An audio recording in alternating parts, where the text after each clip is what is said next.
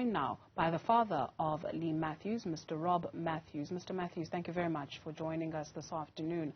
If ever you've lost somebody that's very close and dear to you, that pain stays with you for the rest of your life. How are you doing? How's Miss Matthews doing? Mrs. Matthews, I beg your pardon, and your daughters and your grandchildren. How's the family? Thank you, Dudu. I think we're holding up, and I think the fact that the chairman of the Parole board has put forward their proposal not to grant Moodley parole, it has certainly lifted our mood.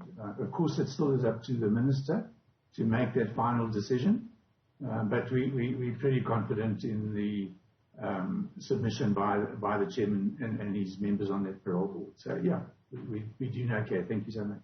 All right. So the family made oral representations. Are you at liberty to share what your input was with regards to this matter? I can share it in broad terms. I think we really were hoping to get an insight into the details of Leigh's murder. We, at that parole hearing, heard from Moodley another version of what happened. So I think we're on about version 5. If you take all the court cases and the way that he's tried to manipulate his way or find a reason as to why he wasn't guilty or was guilty. It's just been an ongoing crisis for my family as all these appeals have gone through. So we heard another version. From our side, what we did is we saw a Moodley that certainly has not changed from a liar. He was declared by the judge as a consummate liar in the sentencing of him, and we still see those lies coming forward. I mean, we, over time, have garnered a number of facts around Leigh's kidnapping and murder, and so we have a bit of a better understanding as to what is real and what's not real, and Moodley refuses to go down that road and take us down that road. So in our presentation to the board, our impact victim statement, we showed how that sort of attitude by the offender has impacted our lives and certainly not allowed us to get on with our duty. And it's quite sad because Corinne, our daughter, is worried about her children, and so it goes on. And I think there's a bigger picture. The bigger picture is that what has happened to us is a microcosm of what is happening out there. And I guess we were extremely fortunate to be able to be at that parole board with some experts and have some real in-depth work done before the parole board. How many people out there don't get to go prepared and armed like us?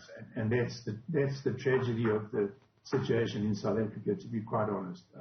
There's a need to relook at this and say it can't be an offender-centric system. It has to be victim-centric. And those victims that don't have the chance to go and do what we did, how do they get their case across? How do they talk to a parole board?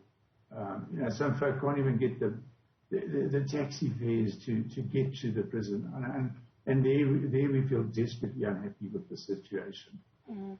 Absolutely. You raise very valid points. You speak of him seemingly not repentant. Have there been occasions because or as a result of this process that you have come into contact with him? What is his demeanor like, and what does seeing him do for you? Sure. His demeanor is it's quite interesting because he certainly changed his appearance from the last time that we saw him. He was far better groomed. He certainly doesn't look like he's under any hardship in jail, and that's a terrible statement to make, but that's my impression because he came across looking in good condition, and compared to when we've seen him before. And his demeanor is one of ranging from arrogance to confidence to a couple of tears along the way. It was diabolical.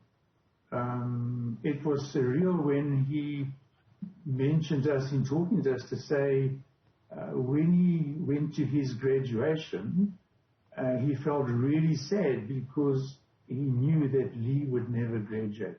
Wow, that's a tough thing to say to parents who've really had to drag themselves into a place that they don't want to be, and then to hear the offender make a statement like that, it just shows you the sort of person he is.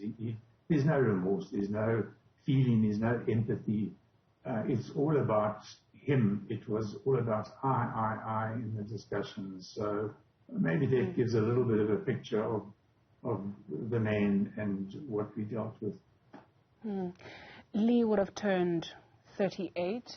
Please correct me if I'm wrong. Yeah, that's good. This year. And so there's a lot. She passed away at the very tender age of 21. There's a lot of moments, that no doubt the family would have loved to have celebrated with her. Remind us about your daughter, your fondest memories, and what you would say to her standing in front of you, turning 38 years this year. Sure. I think the memories come flooding in. I mean, she was 21 for a day, is what one of the newspapers said at the time, and we would love to have wished her well on her journey through to a career, through to motherhood, through to being a part of the country and making her contribution to the country. We'd love to have seen grandchildren from Leigh. It wasn't to be. We had, however, 21 years of absolute joy and delight. So it's a mixed bag. We cherish some wonderful memories, and then we cherish some wonderful or sad what-ifs.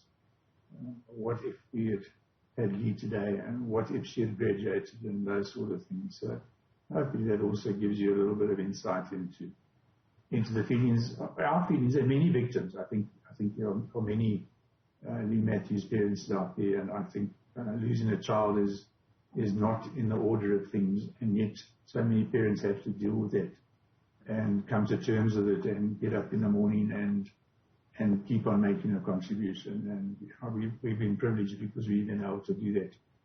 So many other people just don't have that wherewithal. Indeed.